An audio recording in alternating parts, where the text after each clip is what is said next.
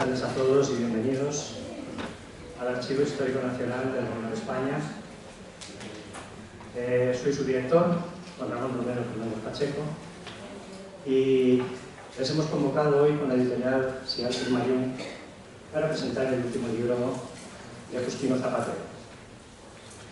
No voy a hablar mucho del libro, si me lo permiten, para que los demás tengan siempre un hueco, pero les pido la venia solamente 5 minutos para explicarles brevemente dónde están. Están ustedes en el Archivo Histórico Nacional. El Archivo Histórico Nacional es una institución centenaria, más de 160 años, nos fundó Isabel II, tenemos un madrazo bastante bueno, y nos fundó allá por el año 1866, claro, estamos en 150 y tantos años, y ya somos una institución con mucha trayectoria. Esta es nuestra tercera sede. Pero me gustaría resaltar, y dado el tipo de auditorio que tenemos hoy, que somos un archivo al servicio no solo del ciudadano, porque conservamos su memoria histórica, sino que somos un servicio de la Administración General del Estado, porque somos el archivo último y definitivo donde deben determinar todos los papeles de la Administración General del Estado y de los órganos superiores del Poder Judicial. Lamentablemente, esta función de gestión de documento público la podemos cumplir ahí como podemos, una simple cuestión de espacio y de inversión. Por ejemplo, y para que tengan una referencia que les puede ser cercana, de la Fiscalía General, la última transferencia se produjo en 1980 y fue el famoso sumario inconcluso de la causa general. Y la última transferencia del Tribunal Supremo se produjo allá por 1990 y vinieron los pleitos reservados civiles criminales del Tribunal Supremo hasta el año 45. Entre ellos, por cierto, el famoso expediente Picasso. Desde entonces no hemos podido cumplir con el Poder Judicial nuestro servicio público de gestionar esa memoria, que, como ustedes saben, en el caso de los sumarios, son de conservación permanente. Lamentablemente creo que es una asignatura pendiente que el Estado español debe resolver antes o después, mejor antes que después. Y en ello estamos poniendo nuestro esfuerzo diario.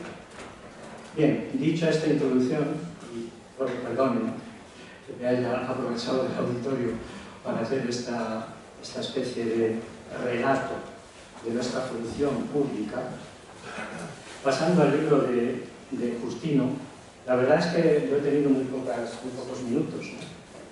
Me acompañan, por cierto, en la mesa la exfiscal general María José Segarra, que actualmente ocupa una fiscalía vinculada a temas de discapacidad. Por cierto, esta casa tiene mucha vinculación con esto, es muy sensible este tema, con la Subdirección General de los Archivos Estatales y la Universidad Castellano-Manchega. Hemos organizado el primer congreso de historia de la discapacidad en España, que hacía falta. También me acompañan José María Peridis, que no ha podido venir, y en su lugar estará Virgilio Zapatero, que leerá el discurso que había preparado. Y por supuesto me acompaña el autor Justino Zapatero y el editor Basilio Rodríguez Cañadas. Pues bien, yendo simplemente al libro, que ya se lo irán contando, he visto que, en cierto modo, es novelar la vida de un fraile mercedario, Fray José de Toledo, el que parece ser tiene referencias, digamos, sentimentales, bien, y, si no me he equivocado, tienes una referencia a su existencia real a través de Tirso. Bueno, pues como en archivo servimos para algo, pues siempre me gusta bucear y buscar, ¿no? He traído un pleito de Fray José de Toledo, que conservamos en un archivo estatal, la Chancillería de Valladolid. Es de 1840. Además viene al tema porque es una ejecutoria.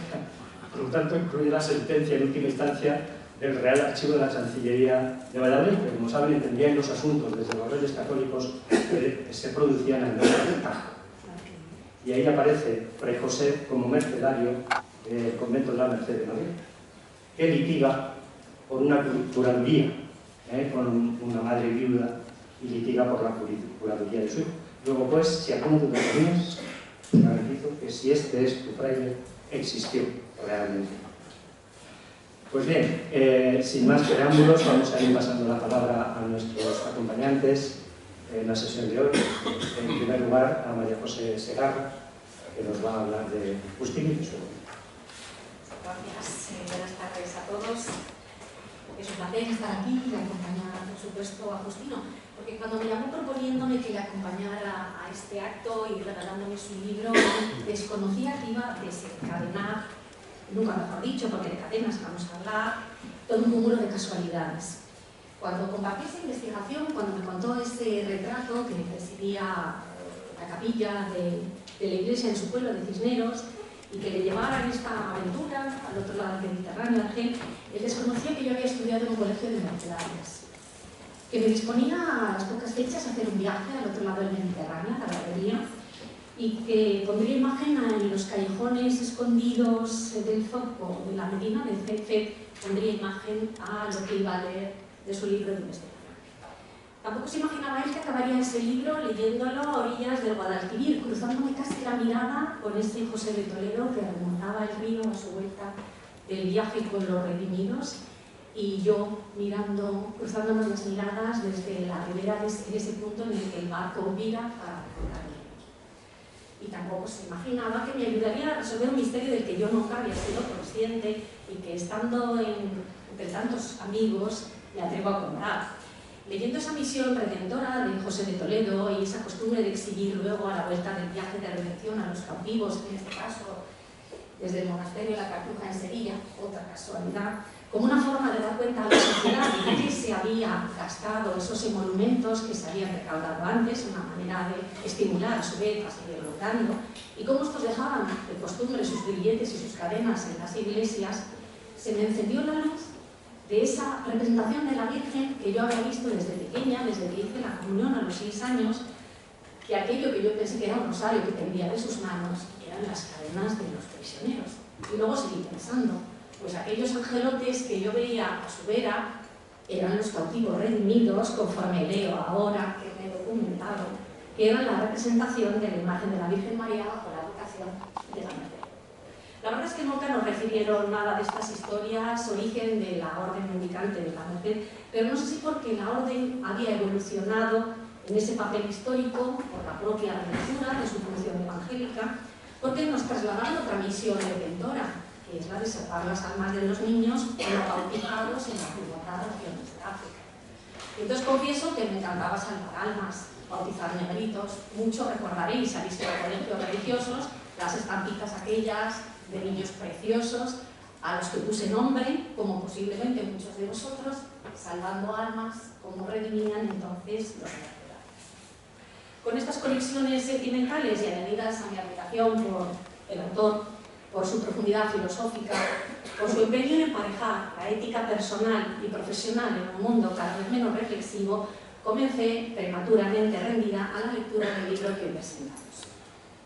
Justino tiene en su narración un maravilloso halo de aventura, una tensión narrativa erudita, magníficamente documentada, que excita la curiosidad.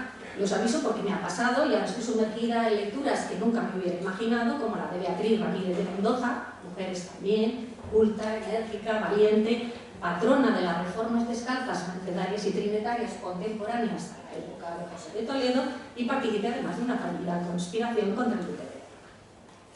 Utiliza Justino una prosa barroca sorprendentemente natural, que nos induce a apreciar la cantidad de horas de lectura que esconde esa aparente infalibilidad. He disfrutado del encuentro con alguna palabra desconocida en desuso. Qué lástima que hayamos perdido tanta riqueza. Y me he llegado hasta hacer un pequeño glosario al final, aunque dudo que en mi vida, se lo he dicho al autor, encuentre la oportunidad de conjugar atinadamente el verbo ergotizar. Pida alojería en algún hotel o comida en un caramanchel. Pero convendrán conmigo en el placer de recobrar el uso del verbo melancolizar, absolutamente precioso. No me sorprendió entonces cuando me hizo la confidencia al contarle lo maravillosamente natural que se sentía esa prosa barroca, cuando me hizo la confidencia de que cuando estaba inmerso en estas investigaciones utilizaba en familia esa forma de expresarse para lo que sospecho inmenso regocijo de sus hijos. Siendo Justino fiscal, se esmera en enmarcar el derecho aplicable a su historia y así asistiremos a un juicio de la Inquisición, en el que desaprovecha, y debo censurarle, una oportunidad, sin duda el fiscal general coincidirá conmigo, de construir una imagen profesional del Ministerio Fiscal algo mejorada, le hubiera pedido yo. Pues el fiscal es tosco, faltón e ignorante y acaba pidiendo una pena ilegal. Por Dios. Por el contrario, el letrado, como siempre nos pasa, es agudo, imaginativo e insistente, que es su papel. Las peticiones de sobreseimiento y competencia del tribunal, por supuesto, extemporáneas, pero una preciosa excepción de cosa juzgada respecto de la confesión y la penitencia cumplida, que es una lástima que no pudiera ser aceptable. Bucea en el derecho de extranjería, con un tierno episodio sobre la ejecución de la expulsión de una mujer morisca por no poder acreditar su arraigo tras el fallecimiento de sus amos. Una situación tan cercana en el tiempo, ¿verdad? Un mero análisis histórico de la ceguera y la falta de previsión política de aquella expulsión cuando se vio despobladas lugares como Valencia o Murcia con un problema de mano de obra. Nos gustaría también tener otras perspectivas hoy en día ante la inmigración ilegal, ¿verdad? Y luego aborda, detrás de toda la historia, esa exhaustiva relación existente sobre los cautivos, el corso y la piratería del Mediterráneo. Esa industria con tantas ganancias que crearon los musulmanes, con el paralelo desarrollo espectacular de los comercios de Castilla y de Aragón, que necesitaban seguridad jurídica. Entonces convivieron en ese mundo de fronteras estas contradicciones de enfrentamiento continuo y pactos bilaterales continuos, donde estaba el negocio de los rescates.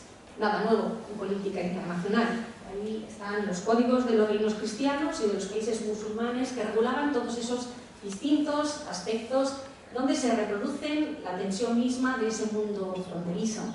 Es decir, la tensión entre la fidelidad a la sociedad de origen, a su credo, a su moral, y la acomodación al lugar donde estaban viviendo.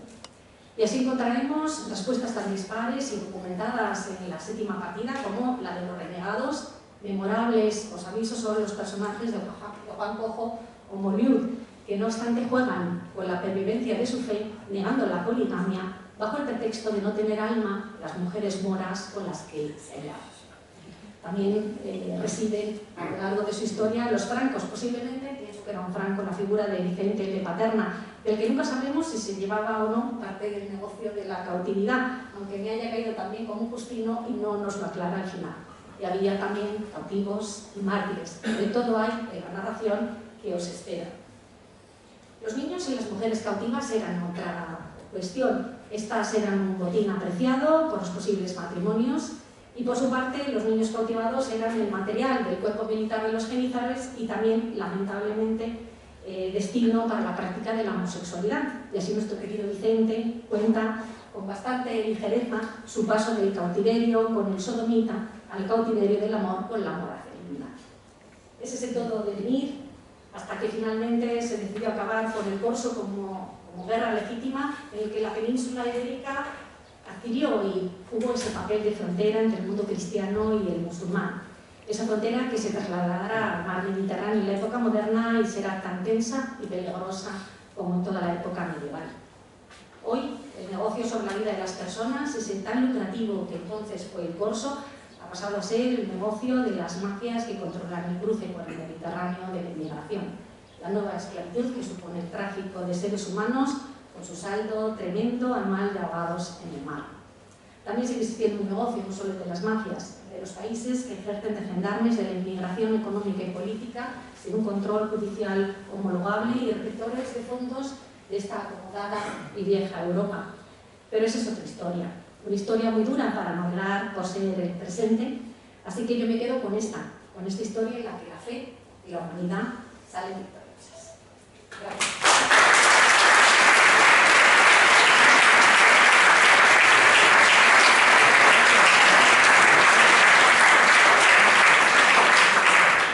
¿Cómo se nota que estamos entre juristas? Precisión en el discurso, tiempos, genial. Pues sí que debía ser un negocio esto de los cautivos, ¿no? Porque como Justino hace referencia a lo de Cervantes, no me resisto a decirles que aquí tenemos toda la documentación sobre el cautiverio y el rescate, pero no eran los mercenarios, en este caso fueron los trinitarios. Y tenemos perfectamente la posición del rescate a la madre y a la hermana, que al final terminaron pagando, ¿no? Y que luego todo este mundo se ve tan bien reflejado en la obra de los baños de Argel, de Miguel de Cervantes. Bueno, hecha esta costilla, le voy a pasar ahora la palabra a José María Pérez Peridis, pero como ven, no está en la mesa hoy. Les pido disculpas, porque ha sido sobrevenida por una circunstancia familiar y ha pedido disculpas de no poder acompañar hoy a Agustino como estaba previsto. Y por lo tanto va a leer su discurso, o sus palabras que tenía preparadas, las va a leer pues otro insigne visitante de hoy, que es Virgilio Zapatero. Todos ustedes lo conocen, pero para quien no lo recuerde, fue ministro de Presidencia en la administración González y después, durante muchos años, ha sido rector de la Universidad Alcalá de Henares, Universidad Pública. Le doy la palabra y cuando él quiera. Muchas gracias, presidente. Señorías, amigos, no estaba previsto el programa de hoy. Hace como una hora aproximadamente, la fiscal más joven que está aquí, Marina, me llamó y me dice: tenemos un problema. Peritis, Leticia, la mujer de Peritis, ha tenido un pequeño accidente y nos envía el texto y no sabemos a quién pedir que lo lea. Y he dicho: que lo lea, tiene dónde escoger. Pero mi hermano justo dice: no, mira, ¿por qué no lo lees? Llame a Peritis, o mejor. Y me llamó hace escasamente media hora y yo, pues, él es de Palencia, Carlos, yo soy natural de Palencia y los dos somos amigos. Y me digo: oye, María, pero ¿cómo leo yo esto? Si no, tú ponle pasión. Bueno, eso en mi caso es imposible, es imposible. Y le digo que van a escuchar ustedes, desgraciadamente, a un Peritis oso. Espero poderlo leer y que capten un poco la gracia que tiene el escrito, por lo que veo, de Peritis. Lo titula 300.000 cautivos. No voy a meter ninguna morcilla, o sea que todo lo que diga es Peritis. No me cuesta mucho imaginarme a Agustino cuando era un niño, arrodillado en la iglesia San Facundo y San Primitivo de Cisneros, en Semana Santa, cuando se realizaba el oficio de tinieblas, se apagaban las luces, sonaban las carracas como huesos crujientes, con el miedo en el cuerpo, hipnotizado por los hachones de cera que ardían sin consumirse y proyectaban sombras fantasmagóricas en las paredes del oscuro y silencioso templo, mientras su madre, también la mía, depositaba unas monedas que él contaba religiosamente en un cepillo colocado estratégicamente para redimir las ánimas benditas del purgatorio. Hoy hemos redimido solo 5 madres. Tienes razón, hijo. Hoy muy pocas. Porque con esto del plan de estabilización hay mucha carestía de vida. La gente se va de los pueblos y empieza a faltar el trabajo. Pero a Agustino no le satisfizo la respuesta y como ya apuntaba maneras de fiscal, tenía absoluta fe en su madre y comprobaba que las faltas y pecados de los antepasados eran una hipoteca que no prescribía, exigía precisión para liberar a la familia de aquella carga insoportable y en el momento en que salieron del templo, sometió a su madre a un exhaustivo interrogatorio. ¿Cuántas almas siguen penando en el purgatorio? Eso solo Dios lo sabe. 20. 20 son muy pocas, hijo. Solo los antepasados son muchos más. 100, más. 300, muchísimos más. 300.000, algunos más. 320.000 cautivos. Y su madre, agotada, su paciencia concluyó: exactamente, hijo, 300.000. Y sufren mucho, casi tanto como en el infierno, pero tienen la esperanza de que las rescataremos con nuestras limosnas y las oraciones de los sacerdotes. Los sacerdotes, continúa el diálogo, ¿pueden sacar a las ánimas del purgatorio? Pues claro, hijo, para eso están. Para eso están los donativos, para que pidan a Dios que les perdone los pecados. Pues yo quiero ser sacerdote, para rezar mucho y sacar a mucha gente del purgatorio. Pero no solo de la familia, también de Cisneros y de toda la provincia de Palencia. No es de extrañar que en aquellas circunstancias y con esa predisposición recalara en el monasterio de San Zoilo de Carrión de los Condes y que su referente fuera el gran Tirso de Molina, fraile mercedario que gustaba escribir comedias como esa que se intitula Deleitar aprovechando. Esto es lo que hace precisamente el autor.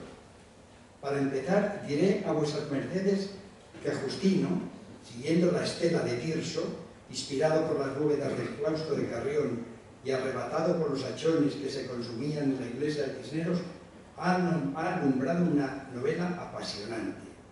Pero no se asusten, porque su condición de fiscal ha temperado su fantasía de niño y se ha conformado con que Fray José libere de una sola tacada 320.000 cautivos en una novela que está muy bien escrita, y visto que es monumental el esfuerzo de documentación histórico, artística, jurídica y literaria, el autor merece ir directamente a la Real Academia de la Lengua, porque tiene la virtud de, sin que pierda el hilo del relato, llevar al lector a los tiempos de Tirso, Góngora y de Cervantes, porque tanto el narrador como los personajes se expresan en un lenguaje muy trabajado, que fluye melodiosamente, pero no fatiga, porque todo el libro rezuma humor castellano. Cuando te haces con el lenguaje, valoras el ejercicio de aproximación que hace el autor para ubicar al lector en el espacio y en el tiempo en que transcurre la peripecia del fraile mercedario. Por si alguno de los presentes ha venido a esta sala en busca de algún documento del siglo XVI o XVII, diré que el autor colabora con la justicia dentro de la judicatura como fiscal, y que es lástima que no haya ejercido como juez, porque sus sentencias serían un jugoso ejercicio literario y sentarían jurisprudencia. Señorías, es maravilla ver la maña que se da para conjugar verbos, juntar objetivos y rescatar palabras perdidas in illo tempore y halladas en el templo y el tiempo de Tirso a lo largo de toda la narración. Al cabo de una docena de páginas, uno piensa que le dará la pájara, como a los ciclistas que quedan la etapa con mucho brío, pero claro, porque en el caso que nos ocupa, al igual que ocurre con Fray José, el mercedario protagonista, ni su ánimo inasequible al desaliento flaquea, ni la escritura decae, y tampoco mengua su empuje sostenido en el tiempo, antes al contrario, se expande con el devenir de esta aventura literaria suya con forma de novela. En esta, como no podía ser de otra manera, el fiscal metido a redentor se pone desde un principio de parte de los cautivos y pasa por muchos trabajos y sufre muchas penalidades para llegar a buen puerto y conseguir lograr el rescate.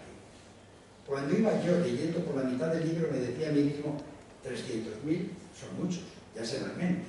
A ver dónde encontrará Fray José barcos suficientes para repatriar a tantísimo cautivo. Nuestros pescadores salen al Mediterráneo a capturar peces. Los cautivos, convertibles en divisas, estaban en manos del enemigo, que en este caso el enemigo del cuerpo y el enemigo del alma. A las ánimas cautivas del purgatorio se las rescata con oraciones, pero los cautivos de Argel hay que rescatarles con moneda, arrostrando innumerables peligros para el cuerpo y para el alma. Por nada del mundo quisiera estar en el pellejo de Fray José, dilucidando en juicio sumarísimo a quién rescatar y a quién abandonar a su suerte después de mirarle a los ojos. De esto trata la novela que no pienso destripar. El título y la foto de la portada expresan claramente que se trata de una novela histórica de redención. Les confieso que he tenido un problema con este libro, porque ya metido en harina, al igual que ha hecho el presidente Sánchez con la vivienda recientemente prometiendo lotes de 20.000, esto es una morcilla de él, se me metió en la cabeza que eran 320.000 cautivos los que tenía que redimir Fray José, porque con el empuje que traía de fábrica bien podría liberar a todos los cautivos de la morería. Voluntad y arrestos le sobraban, pero le faltaban donativos. A lo largo de ella estuve esperando que ya puesto en camino encontrar algún tipo de patrocinio regio y ya puesto a liberar a Miguel de Cervantes Saavedra. Como este patrocinio no ha llegado que yo sepa, les corresponde a ustedes hacerle la merced al editor y al autor, rescatar del olvido algunos de los ejemplares que hay a su disposición en los baños del Salón de Actos del Archivo Histórico Nacional para su entretenimiento y disfrute, y para regalarlo a amigos y conocidos, porque a este relato que presentamos bien se le pudiera atribuir a Justino, mutantis mutandis, lo que Juan Pérez de Montalbán escribió de su amigo Tirso de Molina.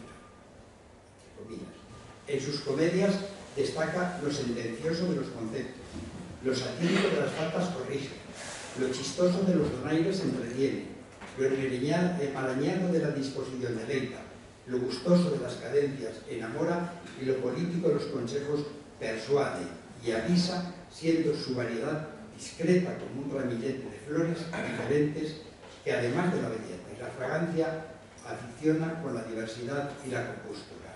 Así es esta novela de Justino que me honro en presentar.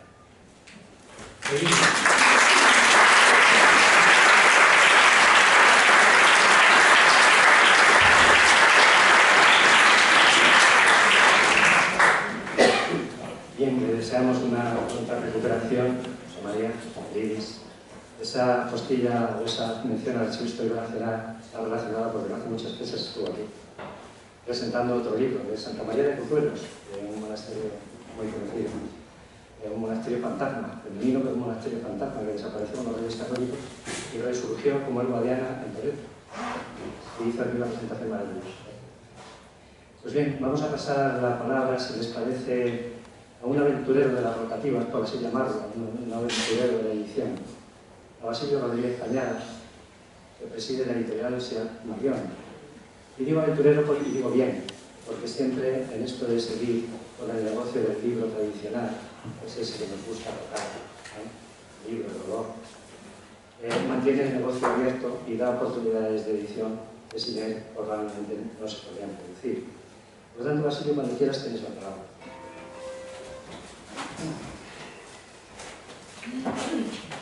Muchas gracias, director. Con tu permiso y con el resto de la mesa, me voy a dirigir a los presentes de la TRE.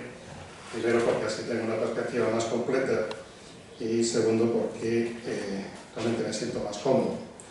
Aunque yo le pediría a las personas que están en la entrada de pie que por favor pasen, que hay sitios libres, y yo creo que el autor también se lo va a agradecer. Distinguidas autoridades, señoras y señores, amigos todos. Yo soy el editor, ese personaje extraño que ejerce de intermediario entre los autores y los lectores. No siempre bien comprendido ni tratado por la literatura. Lo cierto es que efectivamente desarrollamos un trabajo, una labor casi artesanal, aunque utilicemos las más modernas tecnologías. Y en el momento en que aparece un paralelepípedo como este, impreso y encuadernado, nuestro trabajo, nuestra función ha terminado. Quizá el hecho de que también nos agrade compartir la emoción, los nervios y la satisfacción de los autores al ver el primer ejemplar impreso de sus obras, hace que, como en este caso, pues queramos estar acompañándole en la presentación en sociedad. Es algo así como la puesta en largo o el bautizo laico de las obras.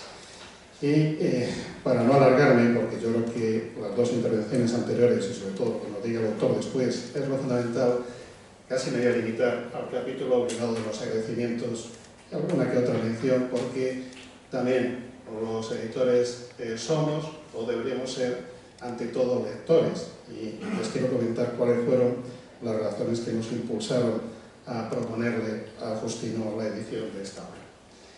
En primer lugar, hay que mostrar nuestra gratitud a la institución que nos acoge.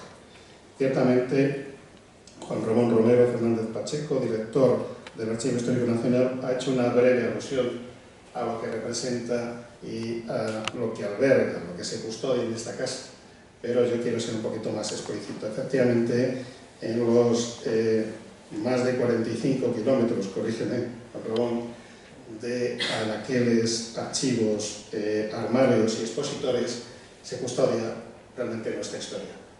Entre los legajos, entre los mapas, los libros y la documentación que se alberga, que se custodia en esta casa, se puede y se debe escribir la historia con criterio. Y en ese sentido le quiero agradecer que además la institución que él representa sea una institución abierta a la sociedad, no solo a los investigadores, que son, me consta, perfectamente atendidos por el personal, por los funcionarios de esta casa, sino posibilitando que existan actos como el que hoy nos convoca, que tiene que ver directamente con su cometido, aunque les obligue a menudo a estar fuera de sus horas de trabajo acompañándonos en estas labores de promoción y difusión cultural, creo que muy necesarias. Él me ha dicho, como en otras ocasiones, que estamos al lado de la residencia de estudiantes, al lado del Paseo de los Chocos, que se custodian aquí legados literarios muy significativos, pero es conveniente que lo sepamos.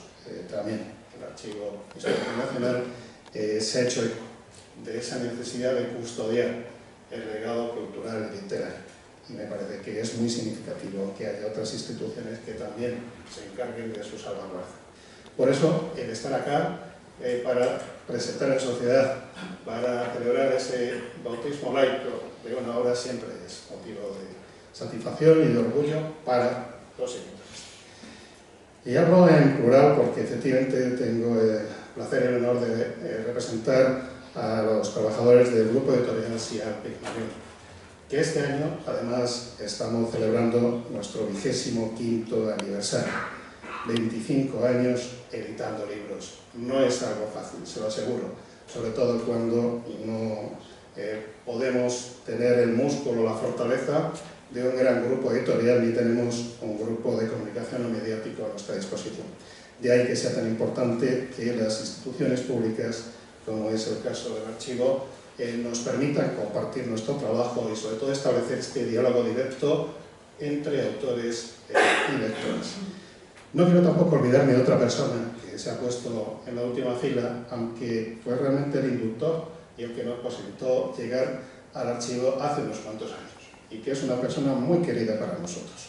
Me refiero a Severiano Hernández, subdirector general de los archivos estatales, de cuya mano hemos visitado numerosos de estos archivos y hemos participado en diferentes actividades, siempre tomando nota del buen hacer de los funcionarios de estas distintas instituciones. Insisto, aunque te escondas a fondo, Severiano, tenía que mencionarte y agradecerte tu respaldo, porque yo creo que es fundamental que exista esa relación entre las instituciones públicas y las iniciativas privadas. Por lo menos, como iniciativa privada, lo agradecemos de una manera sincera. Y centrémonos en el acto que nos convoca.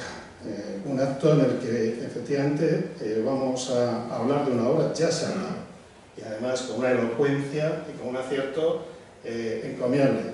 Desde luego yo quiero agradecer a María José Segarra que haya hecho una descripción del contenido de la obra sin desvelar lo fundamental para que también tenga un acicate de su lectura tan brillante, tan acertada. Lamento no estar de acuerdo con esa fama que has querido echar a los fiscales, porque me parece que el estar a diario entre papeles, entre documentos, también os convierte un poquito en literatos. Tú has dado una muestra hoy muy brillante de ese trabajo que se te han comentado y yo creo que hay que agradecerte. Al igual que le agradecemos a Perilis, que aunque ausente nos ha enviado su trabajo a él como magnífico humorista, como un gran escritor y como una persona que se ha dedicado en cuerpo y alma a la cultura, a la literatura. Durante toda su vida ha hecho un texto precioso, trufado de insinuaciones, de dobles sentidos, también sin desvelar lo fundamental, pero ofreciéndonos una imagen del autor muy humana, ¿no? Eso denota que también existe un vínculo de afecto y de amistad entre ellos. ¿Y qué va a decir el editor más sobre esta obra? Pues poco más, pero sí que me gustaría recordar que, al igual que hace en el texto introductorio Justino Zapatero, estamos hablando de un tema muy literario. Y eso es lo que suscitó nuestro interés desde el principio, ¿no? Porque todos conocemos la experiencia vital de nuestro genio, ese autor universal, que yo creo que reivindicamos poco, debemos reivindicarle mucho más, ¿no? Que es Miguel de Cervantes. Todos conocemos su Cautiverio de Argel, y si no, como hubiera dicho el director, venimos aquí, nos documentamos, pero ya se encargó don Miguel, de traspasar esta experiencia a la literatura, a toda su obra en general y en particular al Quijote. Con gran acierto y con gran rentabilidad, por cierto, porque todas esas vivencias le permitieron construir personajes muy creíbles, muy sólidos y esconderse detrás de los mismos. Por eso, cuando conocimos a Justino y nos habló de su obra, nos trajo esa primera versión, ha habido varias versiones, ¿verdad, Justino? Pues rápidamente captó nuestro interés. Y eso, que yo estaba un poco dolido con la familia Zapatero, porque habíamos tenido antes la visita de Virgilio, su hermano, para hablar de una posible edición, y como no cuajó, dije, a ver si Justino va a ser igual que Virgilio, y resulta que hablamos del libro, y luego, después de ilusionarnos, lo va a publicar en otro sitio. Hay una justicia poética, querido Virgilio, por eso tenías que estar aquí, aunque fuese para darle voz a José María Peridis. Y sigo esperando esa ocasión de que en el futuro tengamos una relación más cercana entre autor y editor. Pero te agradezco que encaminases a tu hermano hacia nosotros, porque, como digo, primero descubrimos a una persona afable, a una persona que después de haber transitado una larga singladura profesional, venía en calidad de autor inédito. Y nosotros sabemos decir, con todo el cariño, que los autores tiritan de inéditos hasta que publican su primera obra. Por supuesto, Justino había publicado numerosos trabajos relacionados con su profesión, pero como obra de creación era el primer hijo de tinta y papel que le iban a hacer, y eso implica una gran responsabilidad. ¿Por qué?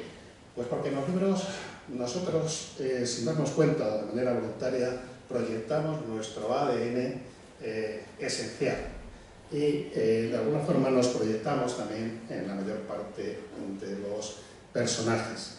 Duda cabe que él ya aparece como personaje en el libro, pero yo creo que se proyecta también en algunos. Eso le dejo a cada uno de ustedes que averigüen en cuáles, ¿no? Pero yo creo que sí. Su personalidad, su peculiar manera de ser está muy bien reflejada, al menos en un par de personajes. Pues que además la comunicación entre nosotros fue muy natural, muy fluida, y yo creo que nos entendimos desde el principio. Nosotros no le podíamos augurar un éxito de la obra, pero sí nos comprometimos a tratar su manuscrito con cariño, con profesionalidad y con respeto. Y yo creo que lo hemos cumplido. El hecho de que estén aquí Raquel y Verónica, pues atestigua que efectivamente le tratamos con todo el cariño, y yo creo que la edición, si tiene algún defecto, nos la achacan a nosotros, pero se hizo con profesionalidad, con rigor y con ilusión, repito.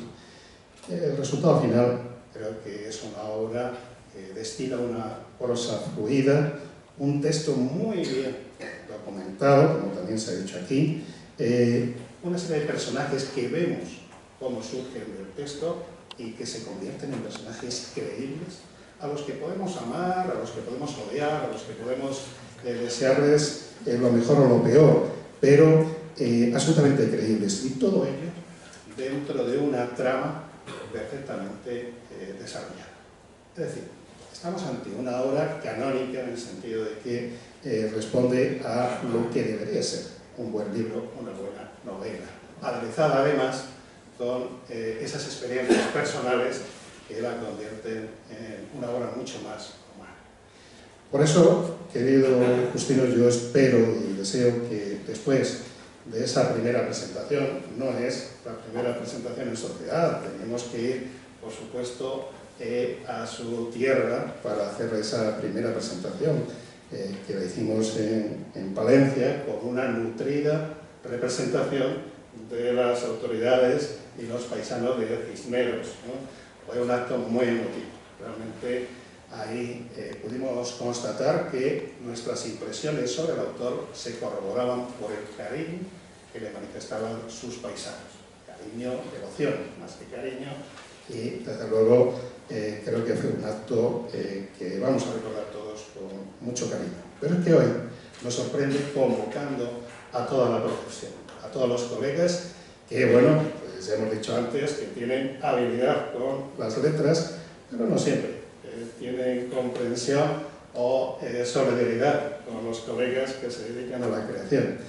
Y volvemos a constatar lo mismo. Agustino es un hombre que concita el cariño y el respeto de la gente.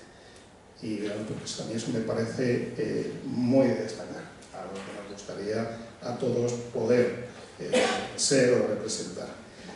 En definitiva, estamos aquí porque él tomó la decisión de dejar de tiritar de inédito y compartirnos una historia que es una historia literaria por los cuatro costados. Es una historia que además hemos llevado y seguiremos llevando a las principales ferias del libro del mundo.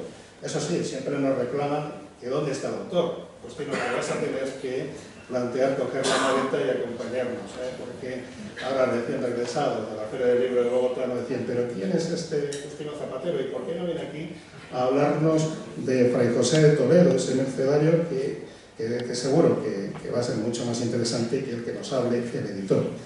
Insisto, dicho está, tú sabrás si te atreves a atravesar geografías para de alguna forma encontrar nuevos lectores. Y termino aquí simplemente diciéndoles que vamos a seguir defendiendo la obra, porque creímos en ella, seguimos creyendo y porque creo que puede tener un amplio recorrido. Pero es que además, Juan Ramón nos ha dejado descolocados, ¿no? Totalmente, porque al entregarle a Justino documentación que corrobora la existencia del personaje, seguro que va a encontrar mucha más información que va a querer volcar en el texto, con lo cual nos va a obligar a hacer una segunda edición antes de lo que teníamos pensado. Así es que apelo a todos ustedes, a su generosidad, ya que vamos a tener que hacer una segunda edición, hagan feliz al autor y al editor, compren la primera, porque de esta forma nos vamos a sentir mucho más motivados. Gracias y hasta siempre.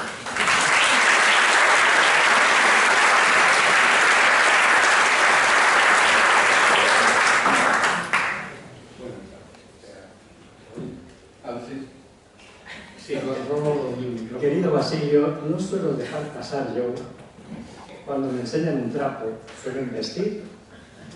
Yo he querido insistir en la calidad del patrimonio que conservamos en esta casa para no perjudicar, digamos, al verdadero protagonista.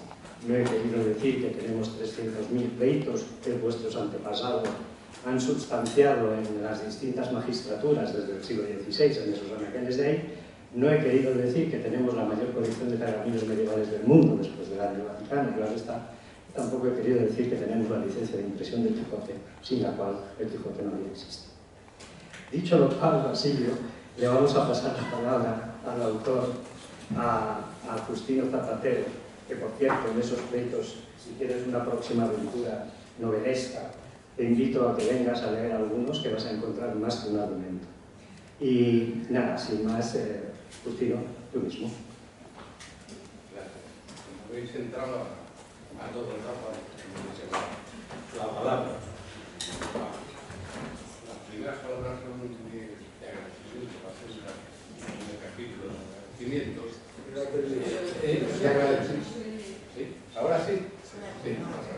Y lo primero, la sorpresa que me acaban de dar cuando en la historia, porque la cuestión, Diana, que no sé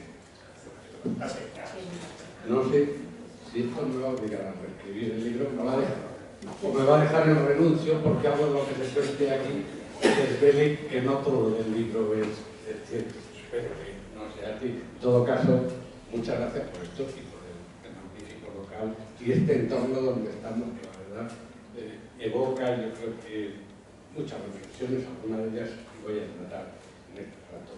Yo voy a estar, calculo, hablando unos 25 minutos, más o menos, lo digo para ajustar los tiempos. Y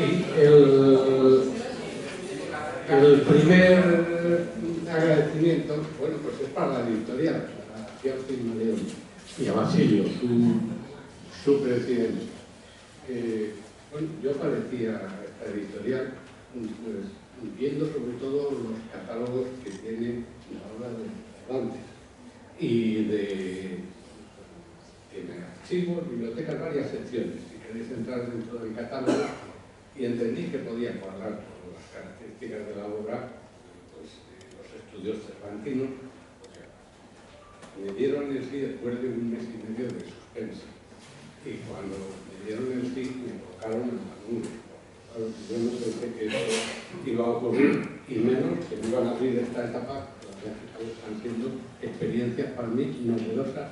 Me encuentro en una situación y una etapa, actos como este, tan maravillosos, mi periodista, porque quiere que haga una entrevista, cosas que se me había pasado por la cabeza, o cuando me dice que tenemos que ir un día a la feria del libro a firmar. Bueno, experiencias todas que comprenderé, 2 días a firmar, comprenderé que a mí me ha abierto una etapa sorprendente y que no puedo más que estarle agradecido.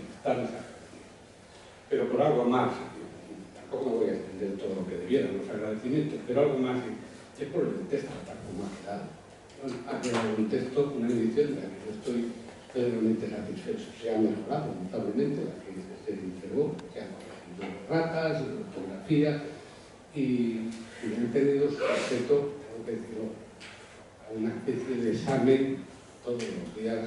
Nos llamábamos por teléfono durante un mes, capítulo a capítulo, qué pasa aquí, qué no pasa aquí. Y os voy a contar una anécdota de las muchas que tuvimos. Hay una página 67 donde se cuenta juicios, juicios. Y algo, yo entregué el texto en octubre, septiembre. Bueno, pues hay una página en que el juicio fiscal le dice: invoco la octava transitoria. Y le dice el juez: no insista, señor fiscal, no siga usted con la transitoria. Y me preguntan de la editorial: oye, ¿usted no dice que esto de la transitoria se mantenía? Claro, cuando ocurría esto, en los ámbitos del derecho estábamos con un contencioso sobre la transitoria y la ley del sí es sí. Y si procedía o no apreciaba aplicar la transitoria. Así que cuando Verónica me pregunta: ¿se va a entender lo de la transitoria? Y digo: ya, pero por lo visto, por ahora andamos en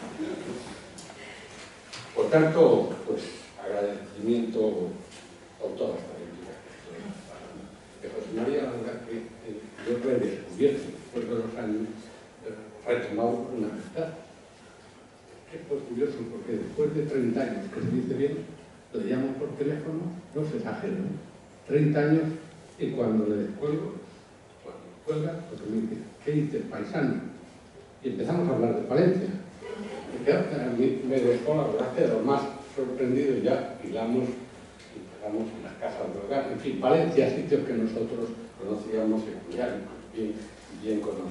Y a partir de ahí, pues son todas ciudades, facilidades, y como le decía Yolanda, que tiene WhatsApp, que después de todos estos años aparezcamos en la temporada de la primavera-invierno en Madrid presentando un libro, 2 libros de novela histórica, tú con un beato y yo con un fraile, porque él ha presentado el libro sobre el beato que andar de Llevana, es una maravilla. Yo, como digo, y a María José, muchas gracias por aceptar, porque de alguna forma, como ha dicho antes Basilio, esto tiene algo de tributo conjunto a lo que es el fiscal y a lo que es esa ficción de escritor. De alguna forma es el oficio y la ficción cuadrados. Y bueno, que se le pasan uno ya la vida, que llega en este tiempo, no tanto como Carmel, que creo que es el número 1 del escalafón, que está aquí con nosotros, y le quiero dar las gracias. Pues a lo largo de estos años, pues repasando, yo he tenido la ocasión de relacionarme con más mercenarios de lo que pensaba. Me ha pasado como María José, porque he tratado con mercenarios en temas de prisiones y de cárceles. He tratado con un mercenario cuando estaba en Madrid en menores, pues porque llevaban pisos tutelados de menores no acompañados. Y se veía la tarea discreta que hacían, pero eficaz, eficiente. Y he tratado, entre otras cosas, en la etapa que estaba en Alcalá de Henares, porque estaba uno de los mayores centros de personas con discapacidad, mujeres con discapacidad, le gestionaban las mercedarias, no sé si se está. Con lo cual no era de extrañar que en la novela pues se hayan ido imbricando el personaje, la ficción y la realidad, porque Fray José, el fraile, se encuentra con más de una situación de derecho y de gentes del mundo del derecho. Yo creo que algunos de sus conscientes es el que hablaba, qué sé yo, o quizás rendir ese tributo a... No me repito, es un poco refilón que la historia, no mía. Y es que, mirando esta historia de los mercedarios, que son los que se les atribuye la creación del primer centro psiquiátrico de la historia de la humanidad. Y ocurrió, ni más ni menos, que en el año 1409, y quien quiera mirar por este tema porque le interese, les recomiendo que lea un cuadro de Sorolla que se titula El padre Joffre defendiendo a un lobo. Es lo más expresivo. Está el mercedario en el medio, un lobo en el suelo, y del otro lado de la acera apedreándole. Y este hombre allá en el año 1409, a esta gente que no tiene juicio ni razón, hay que buscarle una forma.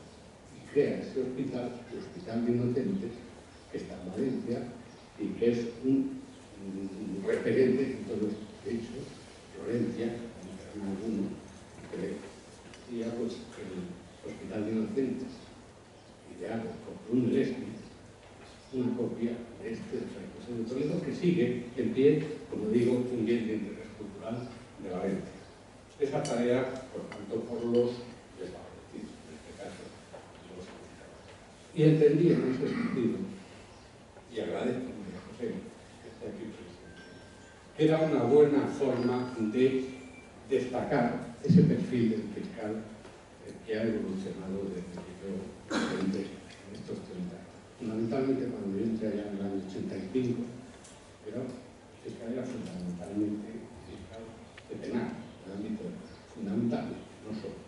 Hoy hay unos ámbitos donde está trabajando más desfavorecidos, y el ejemplo, algo nos podría hablar de la protección de menores, María José, de los discapacitados. Les aseguro que si nos contasen las cosas que están haciendo, se iban a sorprender a alguien. El otro día, por ejemplo, me contaba, y espero no meter la pata, de cómo gestionan, algunos están hablando con el banco para que den un trato mejor a la gente mayor y para que faciliten la relación. O cómo gestionan y se ocupan de los patrimonios. Esto, por supuesto, lo que hace es quiere decir que soy María José, la que lleva esa sección, que son todos los fiscales y los fiscales generales, y aquí afortunadamente tenemos la suerte de que me acompañen Julia, Eduardo, María José y dicho esto, pues el agradecimiento a todos que los presentes. No voy a entrar en muchas discusiones desde el punto de vista, ¿no? Porque os miro tanto como un poco alrededor, no quiero que se me vaya el tiempo. Decir que agradezco la presencia y que aquí me gustaría casi saber hablar bien portugués. No sé hablar ni bien ni mal, no sé portugués, pero cuando voy de vacaciones o cuando por allí, cuando vas al bar y te dicen obligado, que lo dicen bien, porque ese obligado, esas gracias, es la mejor forma de expresar cómo se siente uno, como yo en estos momentos, obligado de todos y cada uno de nosotros que os ficho con la mirada y que os agradeceré personalmente. Y dicho esto, ya entro en materia, entro en el libro. Y luego con una aproximación desde el año 1974, en el año 1974, puesto que el libro va de viajes, yo estuve una temporada aquí, en este complejo, porque yo vivía con Concha y con Virgilio, y por alguna razón pues venía por las tardes a echarles una mano, y la tarea que hacía era examinar unas fichas y sacar unos datos de esas fichas. en el año 74. Era la Junta para la Ampliación de Estudios. Y era de todos esos españoles y españolas que habían solicitado ser pensionados para ir a estudiar fuera de España. Claro, cuando algunos no presionaban, por ejemplo, Ramón y Cajal, que era ese pastor, un científico y una personalidad de una talla de mucho conocimiento mundial, Pedro Ochoa, y después ya cuando vas estudiando dices, pues por aquí yo tuve con las manos la fecha de Jiménez de Asúa, de Castro, de todos los que después estudiaron. Gente que salía de España en aquellos años, vamos, de 1907 a 1930, más o menos, pues con una idea muy clara, viajar para modernizar, para europeizar, que decía Ortega, que era otro que venía por aquí. Y en aquellos años, para incorporar a la mujer, no hay más que ver, ahora podéis dar un clic en el Consejo Superior de Investigaciones Científicas, no hace falta ver las fichas, y veis cómo desde 1907 a 1930 el número de mujeres pensionadas fue creciendo de una forma importante. Depende de que yo se truncase, pero en todo caso, ahí queda esa etapa. Yo no había vuelto para mí, 49 años después. Y vuelvo, aquello se llamaba la Edad de Plata de España, y vuelvo a la Edad de Oro, al siglo de oro, 3 siglos atrás, de hecho. Y vuelvo además a un sitio que es emblemático. Ramón acaba de sorprendernos con un documento que acaba de enseñar. Pero es que aquí en este edificio están los documentos de la novela que hoy se presenta. Aquí están los libros de redención y efectivamente cuando se entra en la página el contrato de 1850, la redención de Miguel de Cervantes, está aquí, a lo mejor encima de este techo.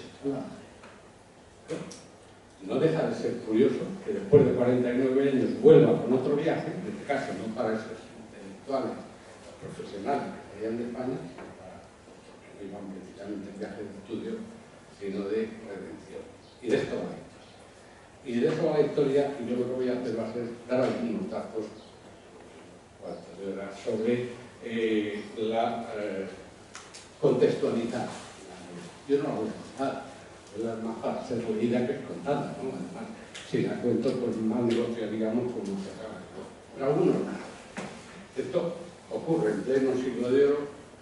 La situación del país, del reino, es catastrófica. En el caso del imperio, se pierden tratados, se pierden territorios, e internamente hay, en lo que ahora llamamos la cohesión territorial, hay tres hechos espectaculares.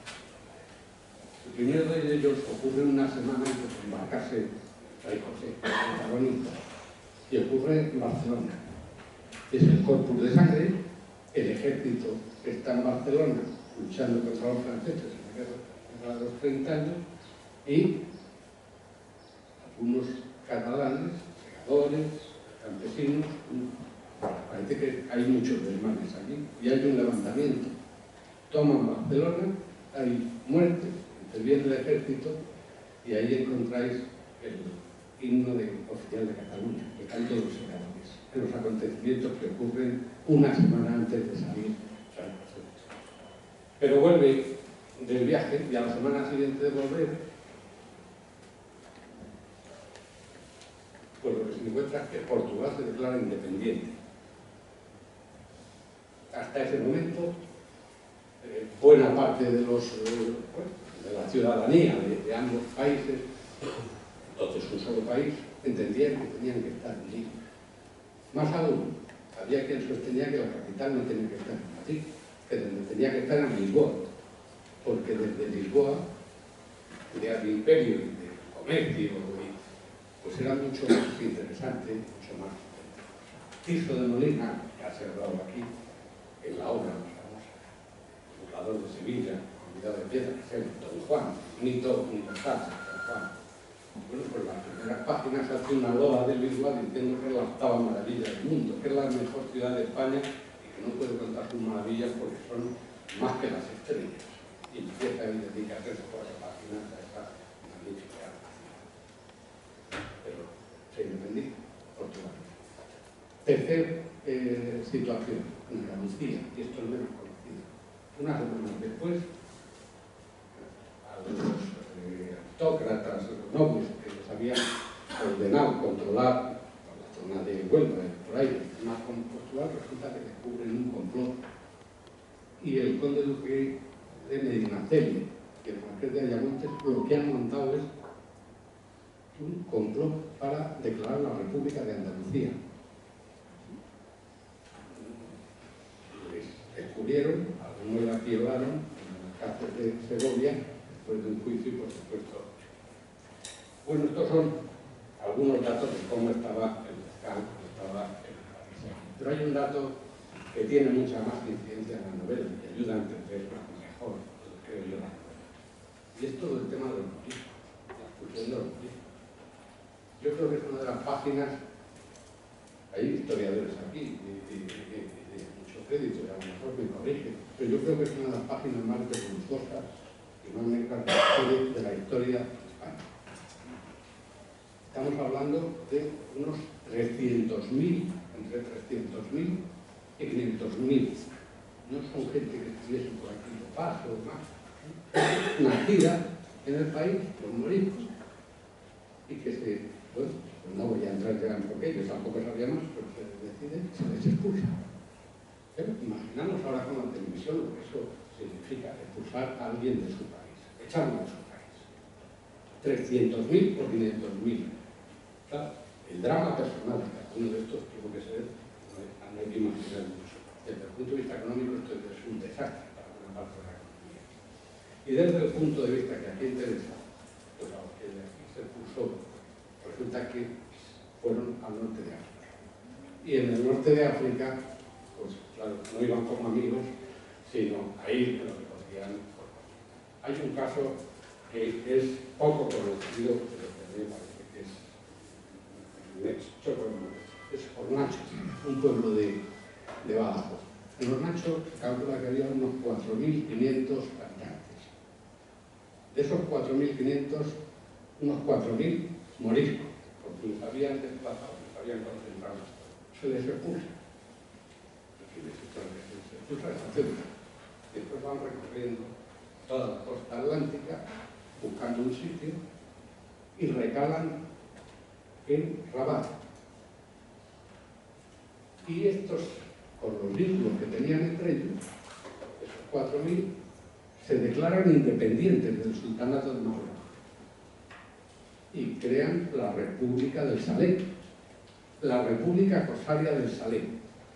Es decir, a los españoles que se les había expulsado de aquí, listos, crean y se dedican, claro, a la piratería. Y entonces, Rabat, lo que hacen es, pues, suyo, las Canarias, toda la costa de Portugal, Inglaterra y todos los barcos que tienen, claro, de América. Hay una novela que yo creo que he leído casi todos y que cuenta todo esto, que no se repara muchas veces. Es la primera novela que leí en mi vida, me cayó en una noche de Reyes. Los libros de Bruguera que tenían en el lomo ahí las figuras dibujadas, más de uno seguro que lo tendréis. Es el Robinson Crusoe. Porque Robinson Crusoe, antes de ser tan famoso como Náufrago, que sea un personaje de ficción, pues resulta que hace un viaje, escribe un viaje de todo, va de Inglaterra a Guinea y al pasar por las Canarias abordan un barco y le llevan a la República de Salé y lo cuenta ahí, y entonces cuenta cómo es el cautiverio del náufrago, que en su primer capítulo lo que fue es un cautivo. La importancia que tendría el tema en aquel momento para el fue, porque la novela es de 1700 más o menos, eso ocurría en el Atlántico, pero realmente donde estaba todo el problema, la mayor parte del problema era en el Mediterráneo. Es la Berbería. La Berbería, el mapa del Mediterráneo, está al sur, la Berbería, en aquellos años, que es Marruecos, Argelia, Túnez y Libia. Y Turquía, que está unido. Y en la parte norte es todo España, el Reino de España. España, Cerdeña, Nápoles, Sicilia. Entonces, en ese contexto, la berbería de lo que vivía era del coso, de hacer la piratería. Y lo hacía por dos vías. Una de ellas era los barcos que navegaban por ahí, abordar los barcos, impactar a la gente que había allí y llevarles a sus tierras. Y la otra era ir hasta la costa, de Levante, de Canarias, y raptar a todo el que pillaban por allí. Es la expresión esa de hay moros o no hay moros en la costa, viene de esta época. La novela en 1640. Yo las fuentes que he consultado en ese año, más o menos había unos 35.000 cautivos. Es decir, 35.000 españoles en las plazas de los corsarios. ¿Quién los rescataba a esta gente? Bueno, pues el Estado no quería. Esto de lugar de porque entre otras cosas, rescatarles era poner dinero y facilitar al enemigo que la tropa fuese más fuerte y que fuese más resistente. Y lo hacen dos órdenes religiosas, los trinitarios y los mercedarios. Los mercedarios es una orden aquí, pues, se funda en Aragón y Cataluña, y se dedican a rescatar cautivos. ¿Cómo el dinero que sacan? Bueno, pues por dos vías. Una, los familiares que tenían allí, algún preso, pues le daban y le decían, le traes al marido, a la mujer, al hermano, a quien sea. Y la otra vía que tenían eran las procesiones de limosna, iban por los pueblos con las cadenas, con los estandartes, reclamando cuando juntaban dinero, pues hacían el viaje, y esto es lo que hace José. Se va a viajes de redención. Y entonces el viaje es un personaje histórico y, bueno, la historia aparte está documentada, y más ahora con lo que acabo de para concluir, esta es la historia, ahí ya, a partir de ahí sería el libro que tenga interés. ¿Qué es lo que he pretendido? Bueno, pues tres cuestiones fundamentalmente. La primera es que quien se dedique o se disponga a leerlo, pues que pase un buen rato. Es un libro que pretende ser ameno y divertido, y quien haga el viaje, pues como si se va de crucero a Argelia con el fraile y viviendo las aventuras estas que le... Segundo, se ha procurado ser un libro con calidad, procurado, digo que lo haya conseguido. Y en ese sentido, pues los textos, las palabras, no es ninguna mía, pero básicamente pues son de Jesús Molina, Lope de Vega, Cervantes y demás, el lenguaje pequeño. Y lo tercero, y con esto pues voy concluyendo, es la idea del viaje, que me parece que es la mayor enseñanza del libro. Y para eso doy dos claves, porque yo he entendido. La primera es un poema que antecede al libro. Álvaro sabe de qué poema hablamos porque ya más de una vez lo hemos comentado. Es un poema de Cavafis que se titula Ira. Y lo que está reclamando, lo que está diciendo este libro, es que lo importante no es llegar al destino, sino lo importante es cómo se hace el trayecto. Es un poco lo que decía Jorge Manrique en su momento, cuando decía, cuando nacemos, partimos, y mientras andamos, vivimos, y hay que hacerlo con viento y sin errar. Bueno, esto va a enriquecerse. Es un viaje de enriquecimiento lo que hace el fraile en cuestión. Y la clave con la que se cierra el libro, pues es una de las páginas más bellas de nuestra literatura, que es el Lazarillo de Tormes. Es que resulta que después de todo ese viaje, el fraile se encuentra con el siguiente texto de Lazarillo de Tormes. Su madre ve que aparece por casa un mozo negro. Y dice que al principio le daba un poco de miedo, pero como traían pan y leña, pues le fueron cogiendo cariño. Y así, a base de conversación, pues resulta que llegó un hermanico negro.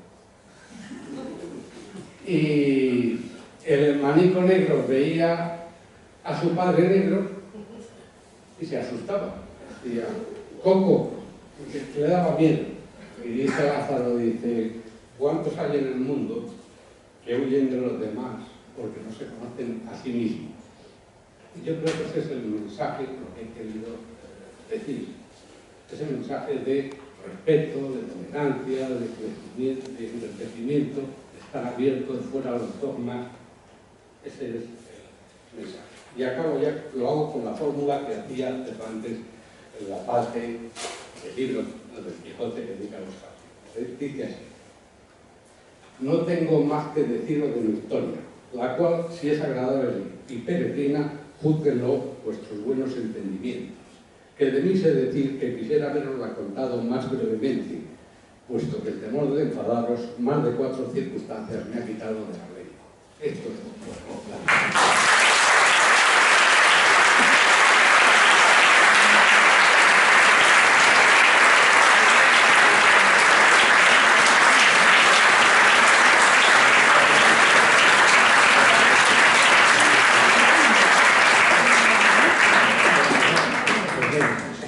Enhorabuena, Justino, gracias a todos por su presencia. Si les parece que puede firmar libros, Justino, todo lo que sea necesario. Y solo cierro con una pequeña recomendación: si entran en el coche, eviten esta zona que está aquí justo en el norte, eviten Chamartín, porque si no, no va a pasar nada.